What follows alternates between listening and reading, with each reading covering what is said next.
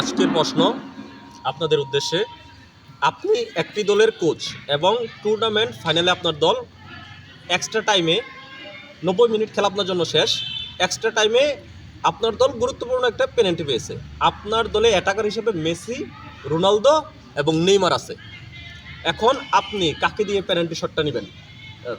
রাজু বলেন। অবশ্যই Cristiano Ronaldo. Cristiano Ronaldo কেন? কারণ গোলকিপার ক্রিস্টিয়ানো রোনালদো যে শট করবে, গোলকিপার এমনি আতঙ্কে থাকবে, কারণ তার শটের স্পিড ভালো, একুরেন্সি ভালো। মেসি কেন না? আমি আসলে রোনালদো ফ্যান। আচ্ছা, এখন আমরা এই সেম প্রশ্নের উত্তর জানার জন্য ফয়জুল্লাহ সাইদের কাছে চলে যাব। নেইমার, আমার কাছে নেইমারকে ব্যাটার মনে হয়, কেননা তিনটা অপশনের মধ্যে দেখা গেছে অ্যাকুরেন্সি যে হার, এটা দেখা গেছে যে নেইমারে বেশি, যেখানে ক্রিস্টিয়ানো 86 বা 85%, আর মেসি অ্যারাউন্ড 77-76%, কিন্তু নেইমার 88%, যার জন্য আমি অবশ্যই নেইমারকে দেওয়া দেবো। আর নেইমার পেনাল্টি নেওয়া মানে একটা গোলকিপার অবশ্যই ভয় থাকবে, সে কল্পনাই করতে পারবে না শটটা কোন দিকে যাবে, ডানে না বামে। এটার জন্য আমি অবশ্যই নেইমারকে দেবো। রোনালদো বাদ দেবো না, রোনালদো অবশ্যই, রোনালদো বা মেসি অবশ্যই সেরা পেনাল্টি রাখে, তাদেরকে অবহেলা করে না, বাট নেইমার এখানে কিন্তু আপনি তো মেসিকে নেওয়া নিতে পারেন, কারণ মেসির কিন্তু এখানে আপনার অবশ্যই মেসিকে নেওয়া উচিত আমি মনে করতেছি। কারণ মেসি কিন্তু দেখেন 22 বিশ্বকাপ ফাইনাল বা 2022 বিশ্বকাপ ফাইনালে পেনাল্টিতে গোল করার মতো অভিজ্ঞতা তার আছে। একজন অভিজ্ঞ প্লেয়ারকে আপনি কেন না নিয়ে নেইমারকে কেন নিতে দিতে? ওই যে প্রশ্নটা উত্তরটা আগে দিছিলাম, গোল করার যে অ্যাকুরেন্সি রেটটা, আচ্ছা, সেখানে নেইমার অবশ্যই। আপনাদের উদ্দেশ্যে আমি আরেকটা প্রশ্ন করতে যাচ্ছি। ও আমার আরেকটা যদি মেসি বিশ্ব ফাইনালে করা আছে, ঠিক তেমনই মেসি পর দুইটা ফাইনাল ম্যাচ হারানোর অভিজ্ঞতা তার আছে, যেটা আমরা কোপা আমেরিকায় দেখছি।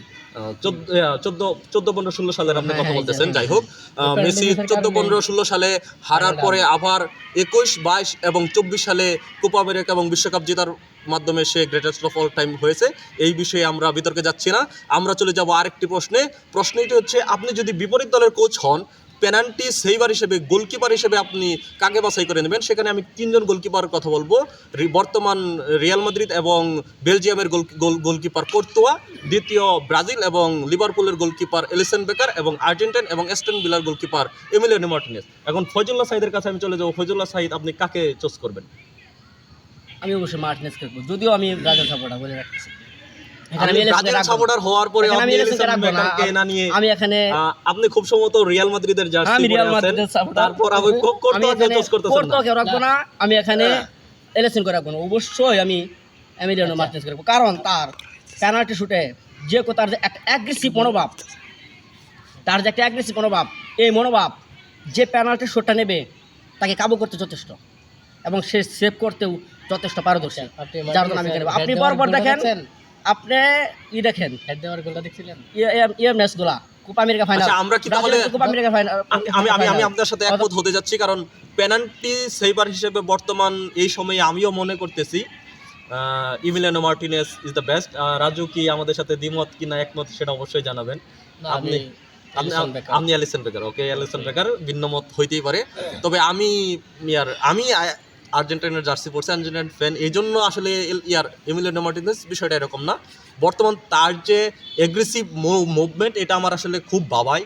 মানে সে কে এমবাপ্পি আসলো না রোনালদো আসলো, কে শট দিয়েছে ডাজন্ট ম্যাটার, সে সেভ করবে, এই এগ্রেসিভ ভাবটা আছে।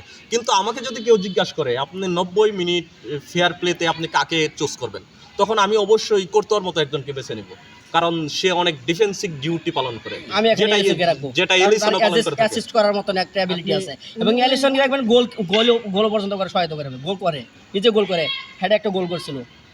যাই হোক, সুপ্রিয় দর্শক মণ্ডলী, আজকের মতো শো এখানেই শেষ করছি। সবাই ভালো থাকবেন, আমাদের পাশে থাকবেন।